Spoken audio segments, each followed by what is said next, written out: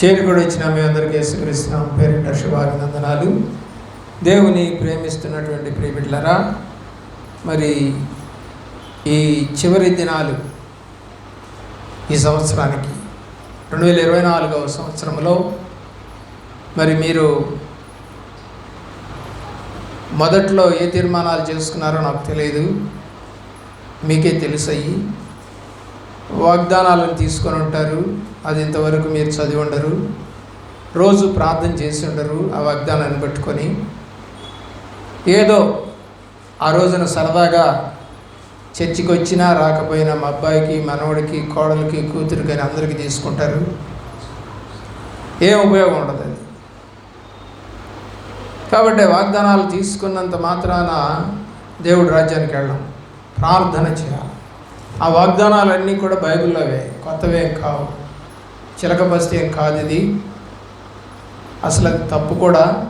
వాగ్దానాలు కాగితాల రూపంలో తీసుకోకూడదు, ప్రార్థన చేసి దేవుడి దగ్గర నుంచి తీసుకోవాలి. దేవుడు ఇస్తాడు వాగ్దానం. కాగితాల మీద రాసిస్తే వాగ్దానం కాదది. అదేదో పొలం కాదండి, ఇది 100 రూపాయల స్టాంపు మీద నీకు రాసియటానికి ఇదేం పొలం కాదు, ఇల్లు కాదు, స్థలం కాదు. పరలోక రాజ్యానికి పునాదులు. సరే, ఏదేమైనా మరొక సంవత్సరంలో చివరి దినాల్లోకి వచ్చాం. మరి ఈ దినాల్లో రాబోతున్న సంవత్సరంలో మేము ఇలాగా నడుస్తాము, మేము ఇలాగ ఉంటాము, ఇలాగ చేస్తాము అని తీర్మానాలు ఏమైనా చేసుకుంటాము. పెళ్లి చేసుకుంటే భార్యాభర్తలిద్దరికీ కొన్ని తీర్మానాలు చెప్తారు, ఎలా నడుచుకోవాలి. అలాగే పెద్దలు, తల్లిదండ్రులు, అటుపక్కళ్ళు ఇటుపక్కళ్ళు కూడా చెప్తారు, ఇలా ఉండమ్మా ఇంట్లో, ఇలా చెయ్యమ్మా పని అని చెప్తారు. నేను చేయను అని అంటే గొడవలు వస్తాయి. చాలా ఇళ్లలో అలా గొడవలు జరుగుతూ ఉన్నాయి. కాబట్టి దేవుడి దగ్గరకు వచ్చి తీర్మానం చేసుకొని చేయకపోతే కూడా గొడవలు వస్తాయి. ఎవరితో గొడవలు వస్తాయి? సేవకుడితో గొడవలు వస్తాయి, దేవుడితో గొడవలు వస్తాయి. సాతానుతో మాత్రం హ్యాపీగా తిరుగుతాం. దానికి కావాల్సింది ఏంటంటే విడగొట్టడమే, చెడగొట్టడమే దాని పని. కాబట్టి మంచి తీర్మానాలు దాదాపు ఒక 40 తీర్మానాలు చెప్పాము. మొదటి పార్టు, రెండవ పార్ట్లో, ఇప్పుడు మరి మూడవ పార్ట్కి వస్తామన్నాం మనం. ఈ మూడవ పార్ట్లో కూడా కొన్ని విషయాలు నేర్చుకున్నాం. నేనటి దినమున శనివారము మనము ఆపివేసినటువంటి సందర్భము ఏంటి అంటే, యోబు తన యొక్క హృదయంలో తలంచినటువంటి మాట, దేవుడిచ్చాడు, దేవుడు తీసుకున్నాడు అని చెప్పి అంటాడు. అంతవరకు మనం చెప్పుకున్నాం. మరి 42వ అధ్యాయం యోబు గ్రంథము 10వ వచనానికి వద్దాం. 42 అధ్యాయము 10వ వచనం.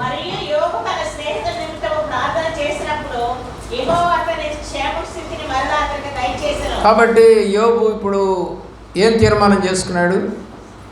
తన స్నేహితుల్ని దేవుడు కోపగించుకున్నాడు.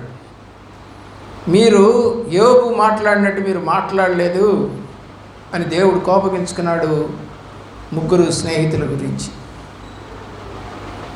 అయితే ఇప్పుడు వాళ్ళకి ఆరోగ్యంగా లేరు, బాగా లేరు వాళ్ళు. కాబట్టి ఇప్పుడు వాళ్ళ గురించి యోబు ప్రార్థన చేయడానికి తీర్మానం చేశాను. ఇక్కడ నేను కూర్చొని అడుగుతున్నాను ఈ సమయంలో, నువ్వు ఎవరి గురించి, ఎవరి యోగక్షేమం గురించి ప్రార్థన చేస్తున్నావు? భార్య గురించి చేయట్లయితున్నావు, స్నేహితుల గురించి చేస్తావు అన్నాడు. నీకెవరు లేరా స్నేహితులు? రక్షణ పొందని వారు లేరా? దేవుడిని ఎరగని వారు లేరా? ఎరిగినా కూడా బయట మాత్రమే ఏదో సరదాగా అలాగుండు ఇలాగుండు అని చెప్పేవాళ్ళు ఉండొచ్చు కదా. మరి వాళ్ళ కోసం ఏమైనా ప్రార్థన చేసేవా? తీర్మానం లేదు నీకు అసలు. నువ్వు నీ వాళ్ళ గురించే తీర్మానం చేసుకొని రోజుకు 1 గంట నేను వీళ్ళందరూ రక్షణ పొందేంతవరకు అయ్యా నేను ప్రార్థన మానను, ప్రతిరోజు 1 గంట చేస్తానని తీర్మానం లేదు నీకు, అందుకనే నీ కుటుంబం రక్షణ పొందలేదు ఈరోజుకి. తీర్మానాలు ఉండాలి. మా టీచర్ గారు ఎప్పుడో ఒక మాట అంటుంది, ఏదన్నా అన్నాననుకో ప్రార్థన చేయండి అంటది.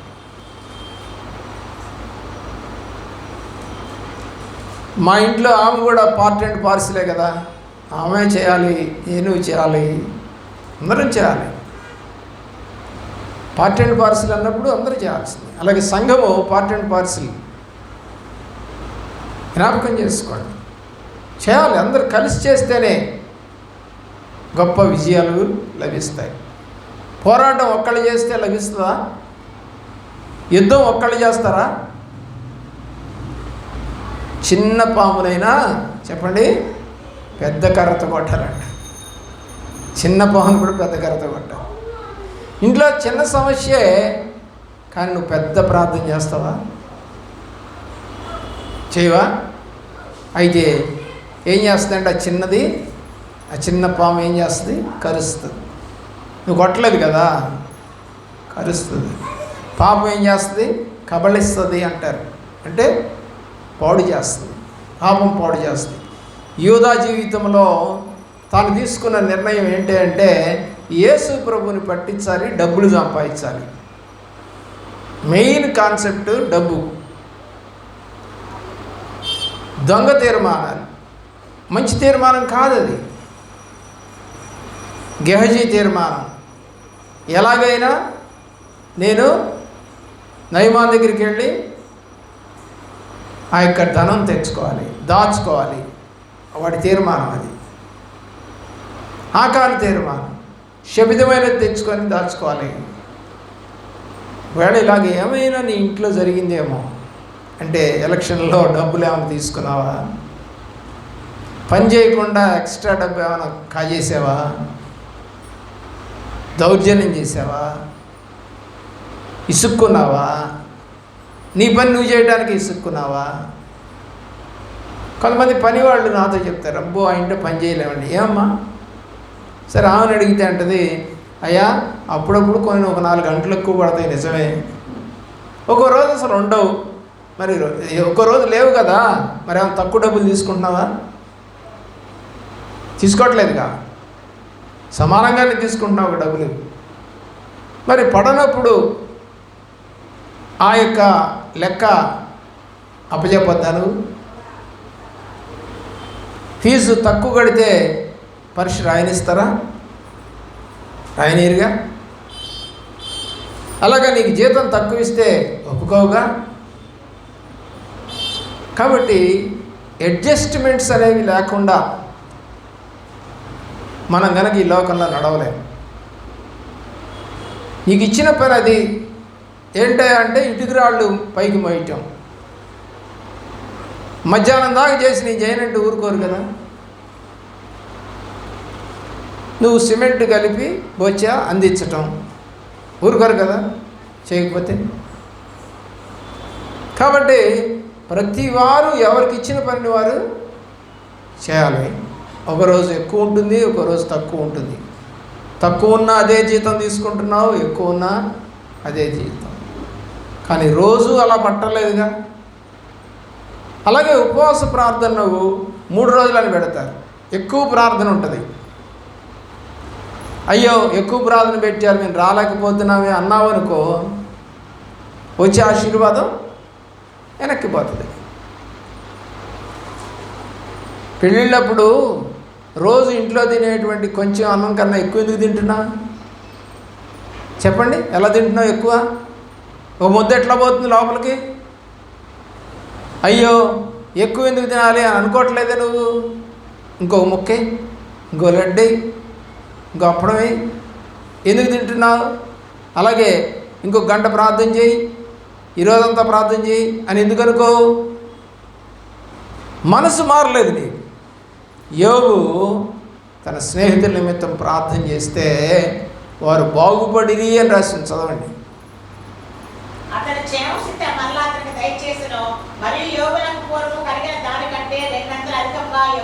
దేవుడు ఇతరుల కోసం ప్రార్థన చేస్తే మనకి క్షేమాన్ని ఇస్తాడట. అందుకని అందరి కొరకు ప్రార్థన చేయమని తిమోతి గ్రంథం చెప్తాం. రాజుల కొరకు, అధికారుల కొరకు, ప్రజలందరి కొరకు ప్రార్థన చేయండి అని చెప్తుంది వాక్యం. ప్రియులారా, 39వ అధ్యాయం చూడండి, 4-5 వచనాలు యోబు గ్రంథంలోని 39.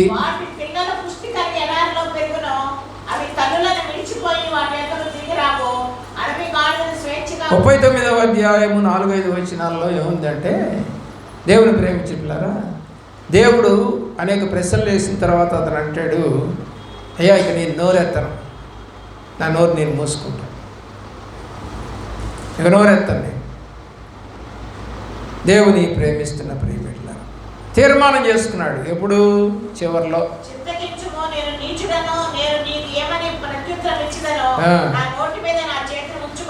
చూసారా, నోరెత్తనయ్యా. ఇప్పటిదాకా ఏదో పిచ్చి పిచ్చి వాగుడు వాగా, ఈ 2024 సంవత్సరం దాకా పిచ్చి పిచ్చి వాగుడు వాగా, ఇప్పుడు 2025 సంవత్సరం రాబోతుంది, ఇకనన్నా నేను పిచ్చి పిచ్చి వాగుడు వాగకుండా నాకు సహాయం చేయదేవా అని ఏమైనా ప్రార్థన చేస్తావా? దానియేలు గ్రంథం 6వ అధ్యాయం 10వ వచనం. దానియేలు గ్రంథం 6వ అధ్యాయం 10వ వచనం. దానియేలు పరాయి దేశంలో ఉన్నా సరే అతని తీర్మానం ఏంటో తెలుసా?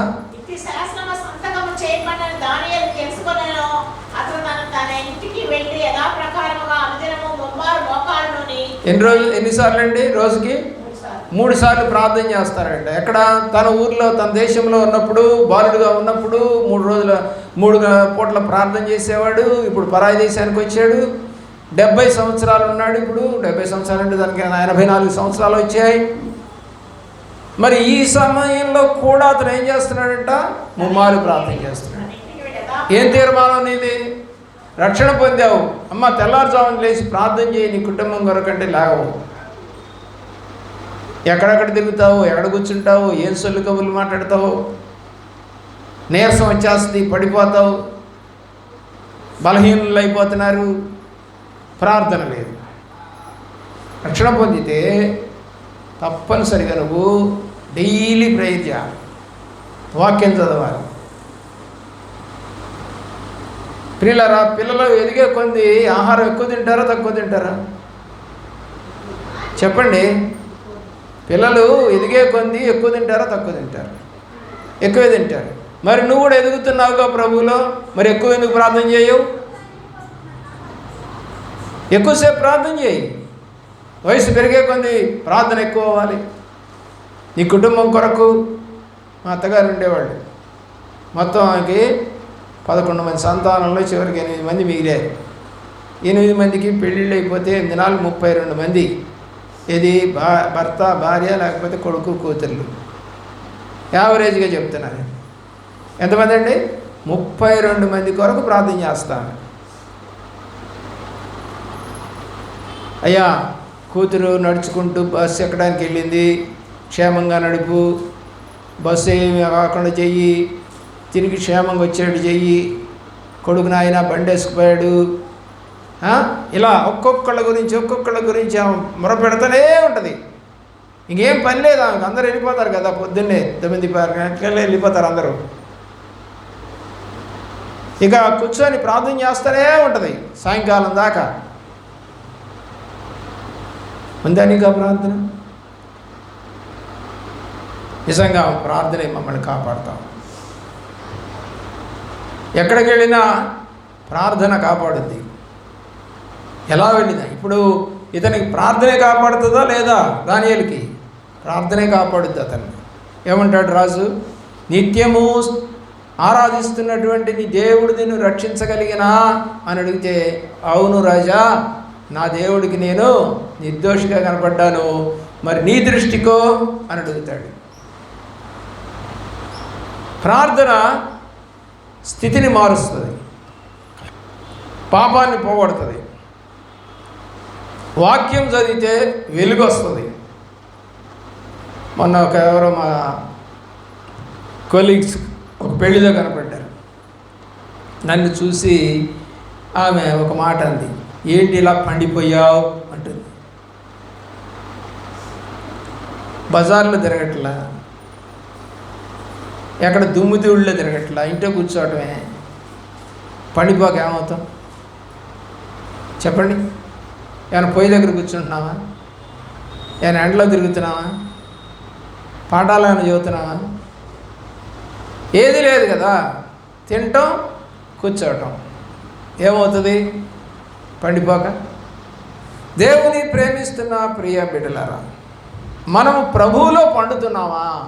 పండామా? ఆలోచన చేయండి. చూద్దాం ప్రియులారా. గలతీ పత్రిక 2వ అధ్యాయం 20వ వచనంలో, గలతీ పత్రిక 2వ అధ్యాయం 20వ వచనంలో పౌలు నిర్ణయం ఏంటో చూద్దాం ప్రియులారా. తీర్మానం ఏంటో. ఇకను జీవించువాడను నేను కాదు, ప్రభువే నా యందు జీవించుచున్నాడు అని చెప్పాడు. ఎవరంటే ఇంకా ఆయనలో జీవిస్తుంది? అహం పోయింది, కోపం పోయింది, చంపడం పోయింది, పగ పోయింది, అన్నీ పోయాయి. ఏం తీర్మానం? ఇక జీవించువాడు నేను కాదు, క్రీస్తే నాలో జీవిస్తా ఉన్నాడు. ఎంత ధైర్యం అండి! ఎలాంటి తీర్మానం అండి! ఇక నాలో ఉంది ఆయనే. యోహాను రాసిన మొదటి పత్రిక 4వ అధ్యాయము 4వ వచనంలో దేవుడు రాయించినటువంటి మాటలు, నీవిలో ఉన్నవాడు లోకంలో ఉన్నవాని కన్నా గొప్పవాడు అని రాయించాడు. కాబట్టి ఇప్పుడు ఏమంటున్నాడు పౌలు ఇక్కడ? ఇక జీవిస్తుంది నేను కాదు, నా లోపల ఉన్న యేసే జీవిస్తా ఉన్నాడు, జీవింపజేస్తా ఉన్నాడు. ఎంత ధైర్యం ఉండాలి! మరి నువ్వు ఎలాంటి తీర్మానం చేసుకుంటున్నావు? నేను జీవిస్తుంది నేను కాదయ్యా, నా దేవుడే నన్ను జీవింపజేస్తున్నాడు అని చెప్తావా? ఇందా ధైర్యం? లేదా మాంసం తింటే, లేదా ఆకుకూరలు తింటే, లేదా విటమిన్ టాబ్లెట్లు వేసుకుంటే బతుకుతున్నాను అనుకుంటున్నావా?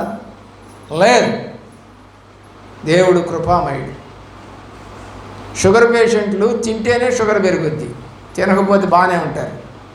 మనకేమో చూడంగానే ఆమె తింటుంది చూడు, పెద్ద పెద్ద కేకు ముక్క, నేను తినకపోతే అట్టా తింటే నీకు రోగం పెరగదు.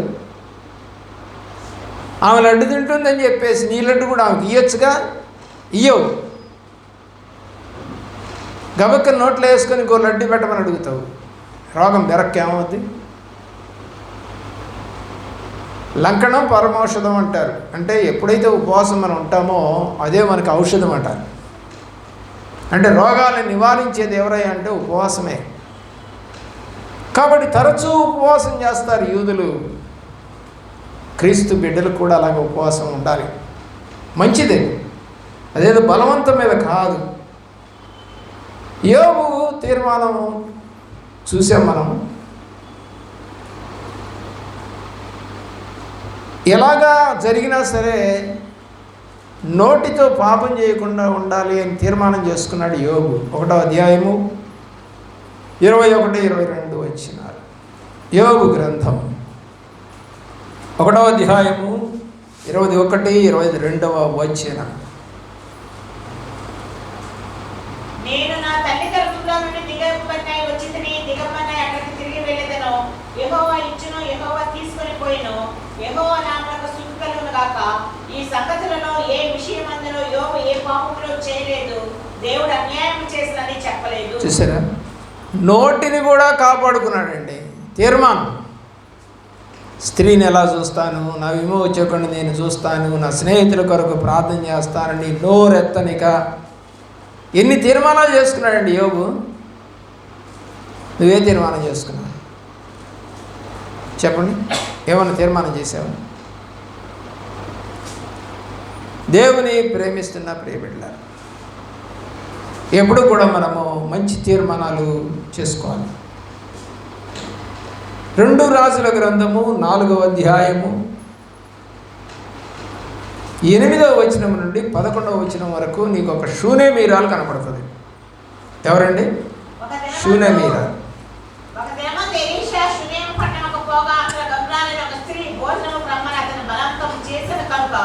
అతను ఆ మార్గమున వచ్చినప్పుడల్లా ఆమె ఇంట భోజనం చేయించు వచ్చెను. కాగా ఆమె తన పెనిమిటిని చూచి, మన యొద్దకు వచ్చుచూ పోచున్న వాడు భక్తిగల దైవజనుడని నేను ఎరుగుదును. కావున మనం అతనికి గోడ మీద ఒక చిన్న గది కట్టించి అందులో అతని కొరకు మంచము, బల్ల, పీట, దీపస్తంభమును ఉంచుదాము. అతను మన యొద్దకు వచ్చినప్పుడల్లా అందులో బస చేయుచున్నాడని చెప్పాను. ఆ తర్వాత అతను అక్కడికి ఒకానొక దినమున వచ్చి దేవుని ప్రేమించిన ప్రియులారా, షూనేమీరాల యొక్క ఆశ ఏంటి ఇప్పుడు చెప్పండి. ఇక్కడ దైవజనుడికి సేవ చేయాలి, దైవజనుడికి ఒక షెల్టర్ ఇవ్వాలి, దైవజనుడికి ఒక భోజనం పెట్టాలి, సంతృప్తిగా ఉంచాలి దైవజనుడిని. ఎప్పుడన్నా ఈ సంవత్సరంలో, ఈ 2024 సంవత్సరంలో ఎప్పుడన్నా మీ ఇంటికి సేవకుని పిలిచి, అయ్యా మా ఇంటి చిన్న ప్రార్థన పెట్టండి అని అడిగావా? ఆలోచించే. దైవ సేవకుడిని ఇంటికి పిలిపించుకొని, యేసయ్యా మా ఇంటికి రావా. ఏముందండి, మార్తా మరి ఇలా ఉన్నారు, యేసయ్యా మా ఇంటికి రా. పిలుచుకెళ్ళారు ఆయన. చచ్చిపోయిన తమ్ముడు బతికాడు. హల్లెలూయా. మరి నువ్వు కూడా దేవుడిని పిలువు. దేవుడు అంటే, దేవుడికి మీకు మధ్యవర్తిగా సేవకుడు ఉంటాడు. సేవకుడిని పిలువు, ప్రార్థన చేయించుకో. అద్భుతాలు నీ కుటుంబంలో జరగాలి అని అంటే నువ్వు సేవకుడిని పిలవాలి. ఇప్పుడు ఈమెకి బిడ్డలు లేరు, బిడ్డలు పుట్టారా? పుట్టారు. ఏం చేసిందంటే దైవ సేవకుడిని ప్రేమించింది, దైవ సేవకుడికి అన్నీ సమకూర్చింది, భర్తను కూడా ఒప్పించింది. ఏమండి మా ఆయన వింటలేదని అంటున్నావు ఒకవేళ నువ్వు, అంటే నీ దగ్గర అంత ప్రేమ లేదనమాట. అంటే దేవుని ప్రేమ లేదు నీలో. నీ భర్తను ఒప్పించగల ప్రేమ. ఏమంటే అత్తమామలు వస్తుంటే లేదా అమ్మానాన్నలు వస్తుంటే భర్తను ఒప్పించి, ఏమంటే కాస్త మాంసం దండి, కాస్త కోడికొద్దండి అని అంటవే, ఒప్పిస్తావే? ఏ దేవుడిని ప్రేమించడానికి ఒప్పించలేవా? నేను ఒక సాక్ష్యం విన్నాను. ఆయన హరికథ చెప్తాడు. సరే వాళ్ళు భార్య పిల్లలంతా రక్షణ పొందారు. ఈయనకి తెలియదు అది. ఈయన ఎక్కడెక్కడ ఊర్లు తిరుగుతుంటాడు. సరే ఊరు వెళ్ళాడంట. ఒక వారం రోజులు నేను రాను, బళ్ళారి వెళ్తున్నాను అన్నాడంట. సరే బళ్ళారి వెళ్తుంటే మళ్ళీ అక్కడికి పోగానే ఫోన్ వచ్చిందంట. ఏమని, ఆ బళ్ళారిలో వాళ్ళు ఎవరో చనిపోయారు, అందుకని కోటాలు ఇది హరికథ గానాలు ఆపేశాము అని చెప్పారంటే ఇంటికి వచ్చాడు. ఇంటికి రాగానే ప్రార్థన జరుగుతుందంట. ఇదేం ప్రార్థన? అమ్మవారి ప్రార్థన, శివుడి ప్రార్థన, ఎవరి ప్రార్థన, ఏంటి తీసులు ఏంటిది అని చెప్పేసి చూస్తే ఏమర్థం కాల.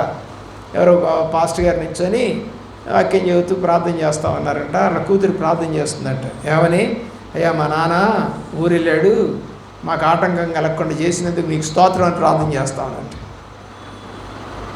మా నాన్నుండి పెట్టనీయుడు రానీయుడు. దేవుని ప్రేమించిన సాక్ష్యం ఉంది, వినండి మీరు కూడా. ఎలా మారాడో తను చెప్తా ఉన్నాడు. యేసు మీద పాటలు రాశాడు, చక్కగా పాడుతూ ఉన్నాడు. హరికథ గానం చేసే వాళ్ళకి పాటలు బాగా వస్తాయి, రాగం బాగా వస్తుంది. దానికి తోడు మన ఇష్టం వచ్చినట్టుగా సొంత మాటలు రాయరు, ఛందస్సు ప్రకారం రాస్తారు. వాళ్ళు లోపాలు ఏం లేకుండా రాస్తారు. మనమైతే ఏదో మన నోటికి వచ్చి రాసుకొని దాంట్లో ఏ రాగం ఉందో కూడా తెలియదు, మన ఇష్టం వచ్చిన రాగం పెట్టుకోవడమే. దేవుని ప్రేమిస్తున్నాం. యోబు తీర్మానం ఏమండి, అన్నీ పోయినా సరే నోటితో కూడా పాపం చేయకూడదు. షూనేమీరు తీర్మానం, దైవ సేవకుడిని ప్రేమించాలి, ఆతిథ్యం ఇవ్వాలి. ఆమె అడగలేదు, నాకు పిల్లనిమని కూడా అడగలేదు ఆమె. కానీ దైవ సేవకుడు అడిగి ఆమెకి ఏం కొదవైందో అడిగిరా అని అంటే గైజీ చెప్తాడు, ఆమెకు పిల్లలు లేరు అని అంటాడు. సరే మీది నాటికి ఆమెకు పిల్లలు పుడతారని చెబుతాడు. ఆమె అడగల, ఆతిథ్యం ఇచ్చిందంతే. అలాంటివి మనస్సు నీకు దేవుడు కలగచేయునుగాక. చూడండి 24వ అధ్యాయము యెహోషువ గ్రంథం, మనందరికీ తెలిసిన మాటే. 15వ వచనములో, నేనును నా ఇంటి వారు యెహోవాను సేవించదు, మీరు ఎవరు సేవిస్తారో తెలుసుకోండి. దానియేలు గ్రంథం 3వ అధ్యాయము 18వ వచనం, 3వ అధ్యాయము 18వ వచనం. దానియేలు గ్రంథం షద్రకు మేషకు అబేద్నెగోల గురించి వాళ్ళు చెబుతున్న సాక్ష్యం, వాళ్ళు అంటున్నటువంటి మాట ఏంటంటే, రాజా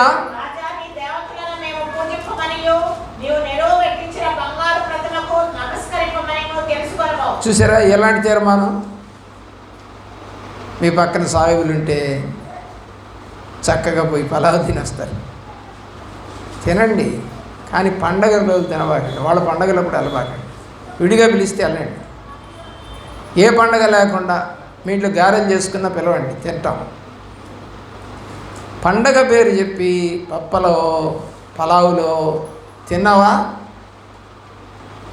తింటున్నావా అంటే దేనికి చేసుకున్నారు వాళ్ళది? వాళ్ళ దేవుడి కోసమని పండగ చేసుకున్నారు. నీకు సంబంధం లేదు అది. ఇప్పుడు ఇతను ఆ దేశంలో, పరాయి దేశంలో వాళ్ళొక విగ్రహాన్ని పెట్టారు. దానికి మొక్కకుండా ఉంటే కనుక చంపేస్తామన్నారు. వీళ్ళు ఏం చేశారు? మేము మొక్కం అన్నారు. చంపేస్తే చంపేసుకో, మేము మొక్కం అని అంటూ ఏమంటారంటే, మా దేవుడు రక్షించగల సమర్థుడు, ఒకవేళ రక్షించకపోయినా సరే మేము మొక్కం. అయ్యా మేము క్రైస్తవులుగా మారాము, ఏమనుకోవద్దు, ఈరోజు తినంలే, ఇంకో రోజు ఎప్పుడన్నా వస్తాము అని చెప్పు. నువ్వు ఇవ్వాల్సిన గిఫ్ట్ ఇచ్చేసి, ఇవ్వాల్సింది మాత్రం ఇచ్చేసి వాళ్ళకి. దాన్ని ఎందుకు ఇవ్వాలి, నేను పోలేదు కాబట్టి, బోధనలేదు కాబట్టి ఎందుకు డబ్బులు ఇవ్వాలి అనుకోవాకు. ఇచ్చేసి గిఫ్ట్ మాత్రం ఇచ్చి, దానిలో దోషం ఉండదు. కానీ వాళ్ళు దేవుడికి పెట్టిందని సంగతి తెలిసి కూడా నువ్వు తింటే దాన్ని మొక్కినట్టే లెక్క అని రాసిందండి బైబిల్లో.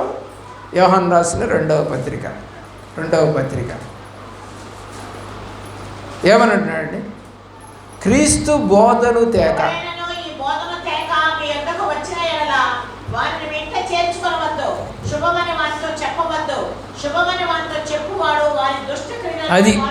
అది గుర్తుపెట్టుకో. చెప్పొచ్చా, చెప్పకూడదా? రేపు సంక్రాంతి వస్తుంది. హ్యాపీ పొంగల్, హ్యాపీ సంక్రాంతి అన్నావా అంటే వాళ్ళ పండగల్లోనూ కలిసిపోయినట్టు. ఏమండి అనకపోతే వాళ్ళు ఎలాగా అండి? వాళ్ళు మనకు క్రిస్మస్ చెప్తున్నారు కదా, హ్యాపీ క్రిస్మస్. దానికి వాక్యం నేను చూపిస్తున్నాను. దానియేలు గ్రంథము 12వ అధ్యాయంలో ఎందరైతే దేవుని వైపు తిప్పుతారో, బుద్ధిమంతులైతే ఆకాశ మండలంలోని జ్యోతులను పోలిన వారే ప్రకాశించుదురు. నీతి మార్గమును అనుసరించి నడుచుకున్నట్టు ఎవరు అనేకులను తిరుపుదురో వారు నక్షత్రములే నిరంతరము ప్రకాశించెదరు. నువ్వేమన్నా సంక్రాంతి చెప్పినంత మాత్రం వాళ్ళు తిరుగుతున్నారా? చెప్పండి. ఓకే చెప్పావు, ఏమన్నా తిప్పుతావా వాళ్ళని? ప్రభు వైపు తిప్పగలవా? వాళ్ళు ఏమనుకుంటారు? మనం వాడికి చెప్పాం కాబట్టి వాడు మనకు యువతనాడులే అనుకుంటాడు, అంతే తప్ప ఇంకేమనుకోడు. వాళ్ళని దేవుడి వైపు తిప్పాలి అంటే నువ్వు వాళ్ళ కొరకు ప్రార్థన చేయాలి. సెకండ్లు ఇచ్చినంత మాత్రాన, హ్యాపీ అని చెప్పినంత మాత్రాన జరగదు. అది ఎప్పటికీ జరగదు. ప్రార్థనే. ఎవరు మరొకరిని విమోచించలేరు. అది విమోచించగలిగే శక్తి ఎవరికి ఉందంటే దేవుడికి. కాబట్టి నువ్వు ఎవరి కొరకు మొరపెట్టాలంటే ఆ వ్యక్తి కొరకు మొరపెట్టి ప్రార్థనలో గుర్తు చేసుకో. వాళ్ళకి అనారోగ్యంగా ఉంది, పోయి దేవుడి నామం పేరు ప్రార్థన చేయి. నువ్వు చేయలేవు. ఇక్కడ మాత్రం హ్యాపీ క్రిస్మస్లు, హ్యాపీ పొంగళ్ళు. ఎవడికి కావాలి?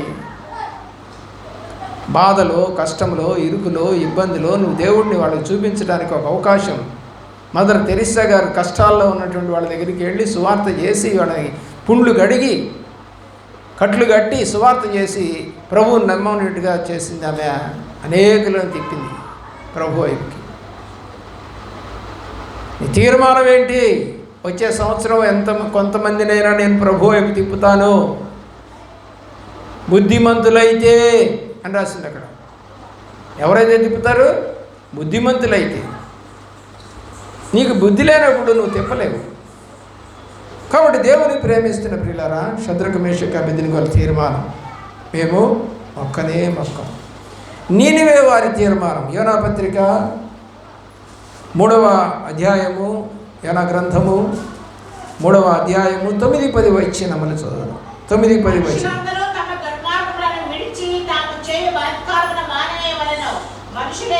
పశువులేమి సమస్తమును గోనెపట్ట కట్టుకొనవలెను. జనులు మనఃపూర్వకముగా దేవుని వేడుకొనవలెను అని దూతలు నినవే పట్టణంలో చాటించి ప్రకటన చేసిరి. ఈ నినవే వారు తమ చెడునట్లను మానుకొనగా వారు చేయుచున్న క్రియలను దేవుడు చూచి పశ్చాత్తాపుడై వారిని చేతులను తాను మాట ఇచ్చిన కీడు చేయక మానెను. ఏమండి, ఒక్కడి వల్ల కీడు వస్తుందా? అందరి వల్ల కీడు వస్తుందా? చెప్పండి చెప్పండి. ఒక్క తేనెటీగ కుడితే చాలా, అనేక తేనెటీగలు కొట్టాలా? చాలు. దేవుని ప్రేమించండి ప్రియులారా. ఆకాన్ ఒక్కడే తప్పు చేసింది, కుటుంబాన్ని మొత్తానికి శిక్ష వచ్చింది. గెహజీ ఒక్కడే తప్పు చేసింది, కుటుంబం మొత్తానికి వచ్చింది. ప్రియులారా, దేవుని యొక్క ఉద్దేశాలు నీకు అర్థం కావు. ఇక్కడ నీనివే పట్టణ వాసులందరూ రాజుతో సహా తగ్గించుకొని ప్రార్థన చేస్తే వాళ్ళ మీదకి కీడు రాకుండా చేసిన దేవుడు. నీ ఇంటి వారు కూడా మోకరించి ప్రార్థన చేస్తే మీ ఇంటికి కీడు రాకుండా చేసే దేవుడు. హల్లెలూయా.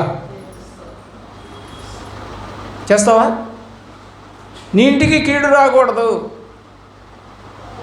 ఇక్కడ రాయబడింది అదే. ఏంటండి? దేవుని నీనివే పట్టణ వాసులందరూ కూడా తమ చెడుతనమును విడిచి అని రాస్తుంది అక్కడ.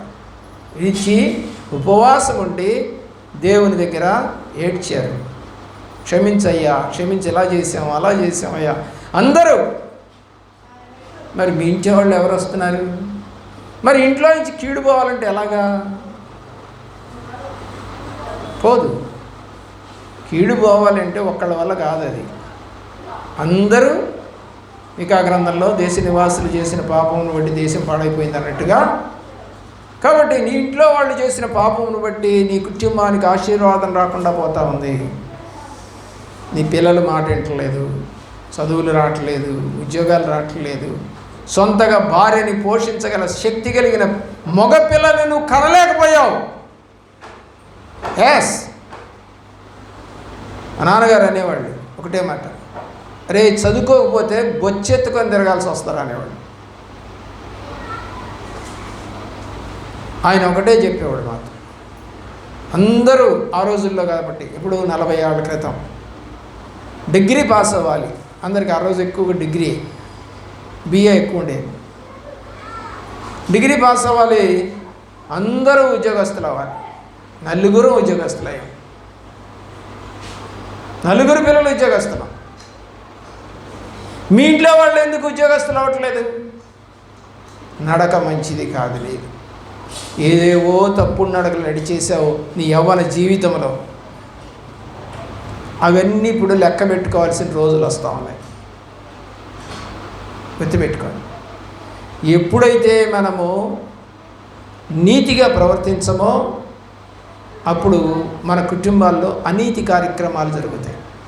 అలాంటివి జరగకుండా ఉండాలనే కోరుకుంటూ, ఒప్పుకుంటూ, అయ్యా 2025 సంవత్సరంలో అన్న మా ఇంటిల్లిపాది ప్రభు దగ్గరికి వచ్చి మా పాపములు ఒప్పుకొని ఏ కీడు మాకు రాకుండా చేసుకుంటాం ప్రభు అని ఏమైనా తీర్మానం చేసుకోగలవా? చేసుకోగలవా? కూర వండాలంటే ఉత్త పప్పు సరిపోదండి, కందిపప్పు ఒకటి ఉంటే సరిపోదు. దాంట్లో చాలా వస్తువులు మనం కలుపుతాం. మిరపకాయ, తాలింపు గింజలు 3 రకాలు 4 రకాలు, ఏమండి, మరి కొత్తిమీర, కరివేపాకు, నూనె, ఉప్పు, కారం, నీళ్ళు, ఇన్ని కలిపితే కానీ అది కూర అవట్లా. మరి మీ ఇంటి వాళ్ళందరూ కలిస్తే కానీ గొప్ప విజయాలు రావు. నీ ఒక్కదాని వల్ల విజయం రాదు. అంత ధైర్యము, అంత పట్టుదల, అంత శక్తి నీలో లేవు. నువ్వు యథార్థంగా ఉండటం లేదు కాబట్టి అవి జరగవు. టగ్ ఆఫ్ వార్ అంటారు. అటుపక్క ఒక గ్రూపు, ఇటుపక్క ఒక గ్రూప్ ఉండి లాగుతారు. దానికి మధ్యలో కొంచెం ముందు ఒక రిబ్బన్ కడతారు. అంటే ఆ రిబ్బను అవతల వాళ్ళ జాగాలోకి వెళితే వాళ్ళు గెలిచినట్టు, వాళ్ళ వైపు కట్టిన రిబ్బన్ వీళ్ళ జాగాలోకి వస్తే వీళ్ళు గెలిచినట్టు. సమానమైనటువంటి బరువు ఉన్న వాళ్ళనే తీసుకుంటారు. మళ్ళీ తెలుసా, నీకు ఎత్తు పొట్టి వయసుతో పని లేదు అక్కడ కోరేది ఏంటంటే ఏజ్ కూడా చూడరు. ఏం చూస్తారండి? కేవలం వెయిట్. వీళ్ళందరూ ఇటు పక్కన వాళ్ళంతా 60 kgs ఉన్నవాళ్ళు, ఇటు పక్క కూడా 60 kgs ఉన్నవాళ్ళే లాగాలి. పెద్దోళ్ళు చిన్నవాళ్ళని లేదు, అక్కడ 60 kgs ఉండాలి. ఒక రూల్ అది. అంటే రెండు పక్కలా కూడా ఏముంది? సమానమైనటువంటి బలమే ఉంది. కానీ ఎవరు బలవంతులో చూద్దామని చెప్పేసి చేసే పని అది. అంతే తప్ప ఏదో మన ఇష్టం వచ్చినట్టుగా నువ్వు లాగు అంటే అది అయ్యే పని కాదు. అది కరెక్ట్గా టగ్ ఆఫ్ వార్ కాదు. టగ్ ఆఫ్ వార్ అంటే టగ్ ఆఫ్ వార్, సమానమైన సమూజీలు కలిసి లాగేది. మీ ఇంట్లో ఉన్న వాళ్ళంతా కూడా సమానంగా ప్రభు సన్నిధిలో మోకరించి ప్రార్థన చేసి కన్నీరు గారిచి పాపాలు ఒప్పుకుంటే చేస్తానన్న కీడు చేయక మానుగాక. దేవుని యొక్క ప్రేమ నేను చెప్పడం లేదండి, వాక్యంలోనే నేను చూపిస్తాను. మరొక్కటి మాట చెప్పి నేను ముగిస్తాను. దానియేలు గ్రంథం 3వ అధ్యాయం 29వ వచనం. దానియేలు గ్రంథము 3వ అధ్యాయము 29వ వచనం. నెబుకద్నెజరు రాజు ఒక తీర్మానం చేస్తా ఉన్నాడు. ఏంటి ఆ తీర్మానం? చదువుతున్నాం, చదవండి.